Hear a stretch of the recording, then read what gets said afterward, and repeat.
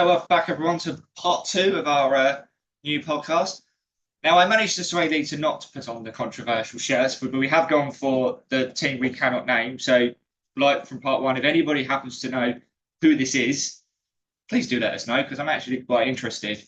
Lee has been going around picking shirts from various tilt auction pages and things like that, just to try and jazz up our background so it's not all cupboards. But so I mean, it's coming wrong. It's a very nice shirt. I just have no idea what it is. So anybody that knows, please let us know in the comment so we can give a love to the team that the shirt is based from.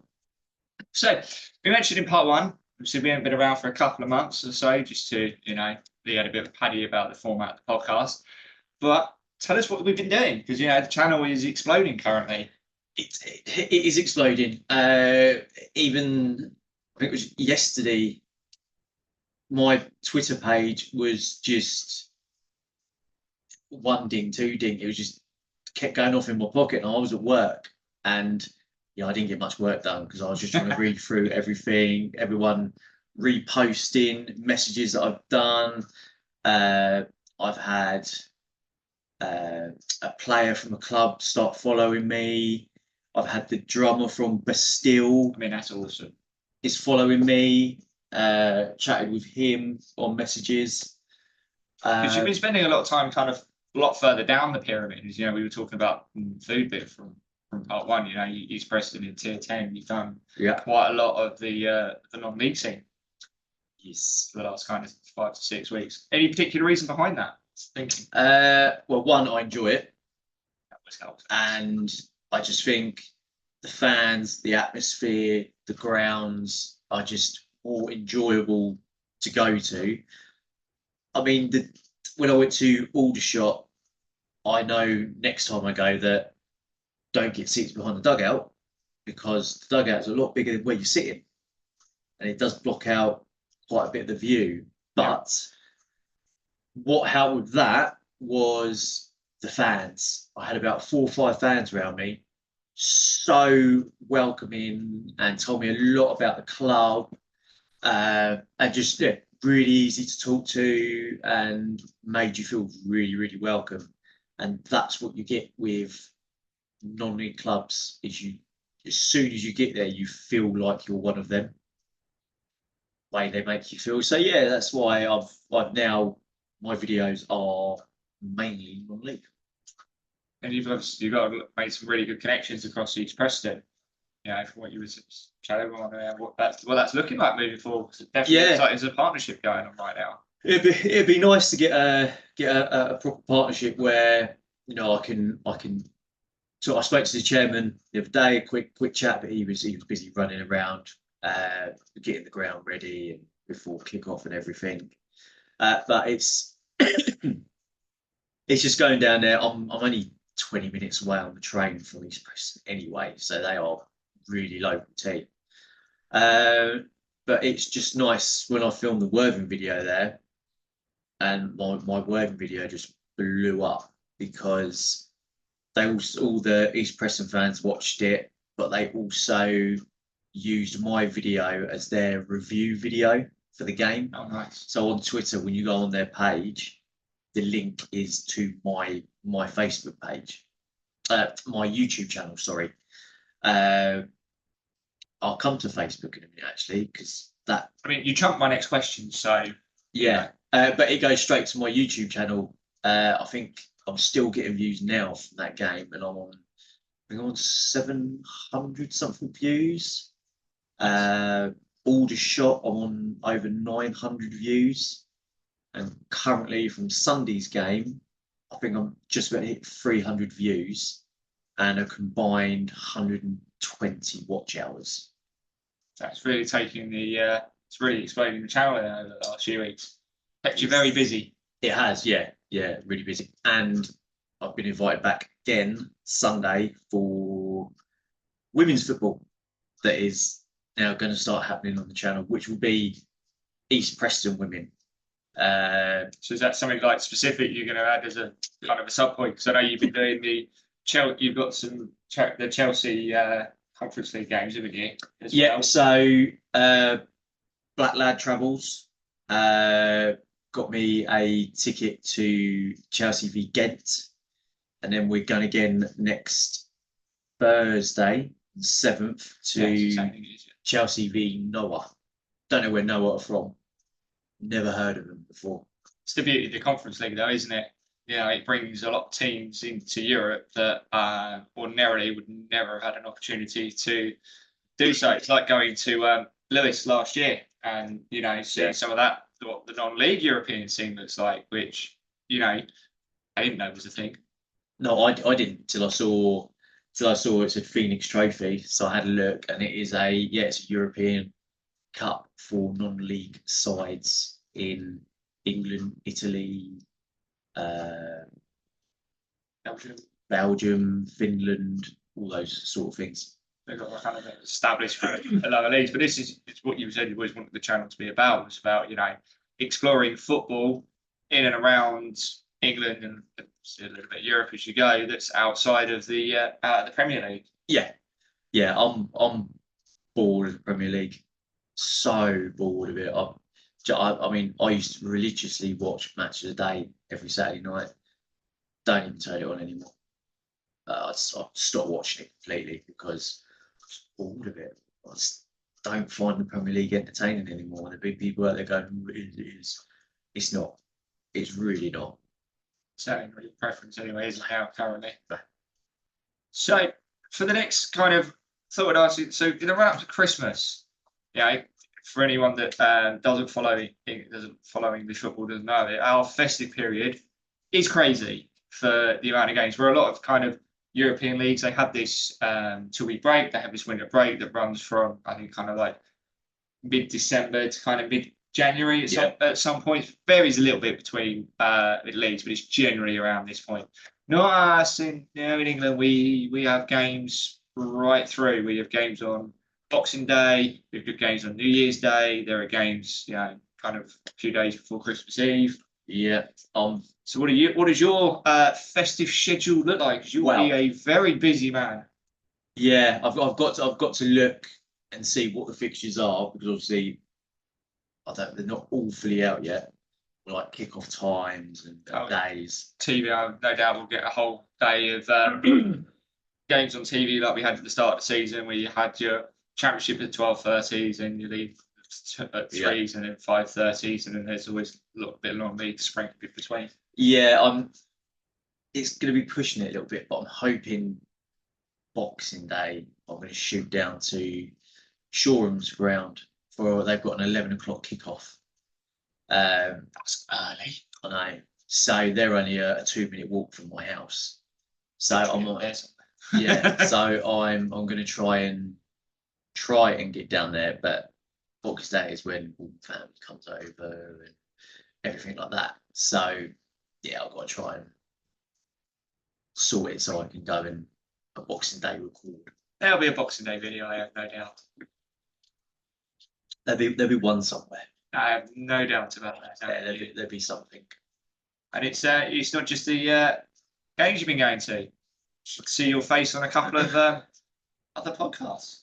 Yes. So, as I said, with my Twitter going nuts yesterday, a couple of guys that run a podcast for all non-league teams in Sussex have sent me a message and asked me if I'd like to go on there and do a podcast with them, be a guest on there. So I was like, yeah, definitely sign me up. It's something I want to get out there more to different podcasts and that kind of thing. Just talk about football. And talk about football. Yeah. Not necessarily love one particular team, but the game in general. Yeah. What my big dream is with the channel and with myself, hopefully, is to get invited to do a charity game.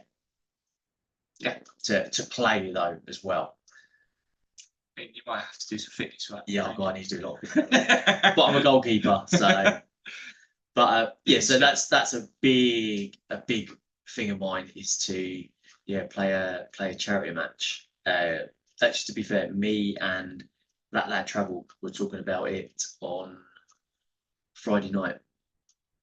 About trying to do something like that. So yeah, Trying to organise one or try and like. it'd be nice to get invited into one first. Yeah. And then sort of I can make connections there, and then like further down the line, I'll try and organise one myself, and hopefully hold it at East Preston, and then invite people along, get some ex players or something like that that don't mind doing it, and going from there. That's dream. So in the shorter term, where are you this weekend? Now, East Preston Sunday. Yep, for the women's game. And hopefully, depending if I have my daughters, if I don't have them, then I will be going to Reading v Fleetwood for the FA Cup. Nice. So not non-league, but it's FA Cup weekend. FA Cup's an institution in English football, isn't it? Let's face it. Yeah. So what was our original idea? So our original idea was MK Dons v AFC Wimbledon, which would have been amazing.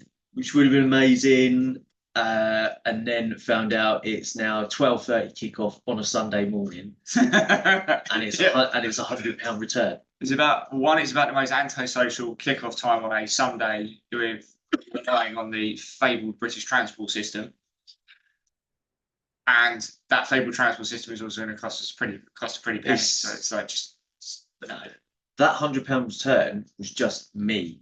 That wasn't kids in. That was just your ticket, wasn't it? That was just my ticket. And this is where the train companies need to look and be like, tickets are too much. You're pricing yourself out of people doing. I know people will pay because some people have to, but it's just getting so expensive. I think I probably so a breakdown of what I probably do in a month on going to football. So if I'm not at non-league games and I'm doing championship, because from where we are, where are most of the championship clubs? They are London. So that is. So talk us through what your typical start time in your morning, and then what your typical day like to go to a game of football that's in London. So I'm always up at about 7 o'clock anyway. So if I'm going to London, sometimes I have to get the 9:15 train. Gets me to London for about 10:30, 11:15. And then from there, depending who it is I'm going to see, I'd normally have to change at Victoria, London Bridge, or Clapham Junction, depending where they stop.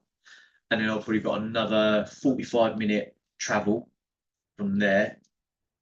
And then most of the grounds are a good 15-20-minute walk from the station. The other thing I will say about in London, you're not normally that far away from a ground. And let's face it, Google Maps says it should be about 20 minutes. Normally doing about 10. And I normally get to the ground 2 hours before kickoff, only because I go into the club shop, have a look around, get a pin badge, film outside the ground, and then about an hour before, now I go in and get my seat and film from inside the stadium. I mean, you've always had a thing since the time you like to be at grounds ridiculously early, even before you were doing that. I don't know why. You have a tendency, a habit to just need to be sat in your seat inside of a ground a good 60 to 90 minutes before a game kicks off. Yeah, I think it's because I hate being late to anything. I mean, I get not hating being late, but there's I get you. I mean, if you sort of which one? Aldershot, was it? You had train issues. So Aldershot was. I got mental. What was the station I had to go to before that? Before Aldershot was. No, it was Clapham Junction. So I had to go to Clapham Junction, change there, and then the train I wanted to get was there, and then the next minute cancelled. So I had to wait 20 minutes for the next one. Then I had to go from Clapham Junction to Woking. And then I had to wait at Woking for 45 minutes because that train that was meant to come into Clapham was delayed. And then I got to Aldershot at about 1 o'clock, 1:30, and I should have been there a lot sooner. But with Aldershot, there isn't much you can do with the ground because it's a 5-minute walk from the station, and then you just got the front of it just says Aldershot at the front. That's it. And then you just go in the club shop and then wait around. But yeah, I mean, even when we're going to Brighton is literally down the road from kind of now. It's like, but I'm gonna go sit in my seat, and it's like, 2 hours. What are we doing? Yeah, I know. What are we doing? I think I just like standing about as well. No, but they don't want you to get there that early. You've got something on like Sky's the news or the early kickoff, and he's like, no, I'm going to go sit in my seat. I'm just like, going to go stare at. We're going to be sat here for 90 to 100 minutes anyway, and you're going to go sit in an empty stadium. Yeah. Never get it. No, I don't even. I do it. No. So then going back to my day is obviously kick off 3 o'clock, finishes at 4:45, maybe 5 o'clock, depending on how much injury time they want to add. And then I won't get home till 8:30 Saturdays. And then on a Sunday, I do nothing. Literally nothing because I'm knackered from the day before. Videos for everyone. And then, edit. So I edit the video on the train on my way home. And then hopefully get it uploaded while I'm on the train, and then it's ready for people to watch. So it goes. You get the videos up like within like 2 hours of a game finishing. I think you have to though. Yeah. Because of it's fresh and it's that and it's just happened. You want to get the high sort of vlog highlights up quick, so then people get in from some have to work on a Saturday, get in, or they're sitting down having dinner and they want something just to watch or listen to. Because for all I know, people could either just put a video on and just have it in the background, or sit and watch it. You don't know what people like to do. So that is my day, but it could be a double header this weekend, which isn't too bad because East Preston are local. So yeah. And it's a 2 o'clock kickoff. It's not bad. Sure. Yeah. Wow. Interesting bit of insight. Yeah. What goes on behind the scenes? And also, I thought we'd give people a bit of explanation on what's been going on for the last 6 to 8 weeks or so. Yeah. We did advertise ourselves as a weekly. Yes, but I just, I watched the podcast back and it was just like, I felt like something was missing, yeah. Yeah, there was just the backgrounds were shit, and that's why I think all these shirts. I spent like 200 quid on. I think in one day I spent £100 in one day just getting and bidding for shirts. So yeah, so that's what I've been doing, but we are now back. It may be weekly or it may be every 2 weeks. So we see coming like schedule, because I know next week, straight after work, I'm shooting up to London to go watch Chelsea play, and I know I won't be getting back till 1 o'clock. Yeah.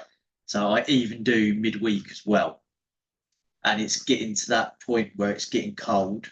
And the claw may come out. So there is a story behind it. So we were at Havant. Yeah. And it was cold. Oh my lord, it was cold. Bitterly cold. It didn't matter how many cups of tea we had a few that day. By the time we'd finished the game, and he recorded his footage, and I'd recorded a little bit of footage as well, at least had it's like this. It would move. And it took about 45 minutes-ish to start getting movement back in his hands. I couldn't even put my hand in my pocket to walk. No. So, the claw might make an appearance at some point in one of these videos. Yeah, it kind of has to seem to be played. I don't know. Yeah, but that is it, and I think that is a good note to end on. I think so. So, this is not Football League Adventures podcast anymore. This is the FLA News podcast. And we will be back, not next week, but the week after. It will be fortnightly. That's what I'm going with, fortnightly. Okay. So we're going to set it now. Breaking news, as we just said 2 seconds ago, weekly or fortnightly, but you know, Fortnightly. hot off the press, it is news at the end of the day. These things just appear, change at random. Yeah, I haven't got. I'll tell you what I do. Oh, there we go. Now it's a news desk. There we go. Every fortnight, you'll get a podcast in 2 parts. Yes, summarising news, hot topics, and things that have just interested us from across the world of football, anything, as we say, from Premier League all the way down. Yes. Anything that we've kind of noticed we want to talk about, you know. And I will be releasing my schedule for next season in the next one. For next season or the rest of the season? No, next season. I've already know. I've printed out where I'm going. Countries, this is. Oh, okay. Fine. But you got to wait till not next week, week after. Yeah, 2 weeks. Yes. So, thank you. Goodbye from me. Goodbye from me.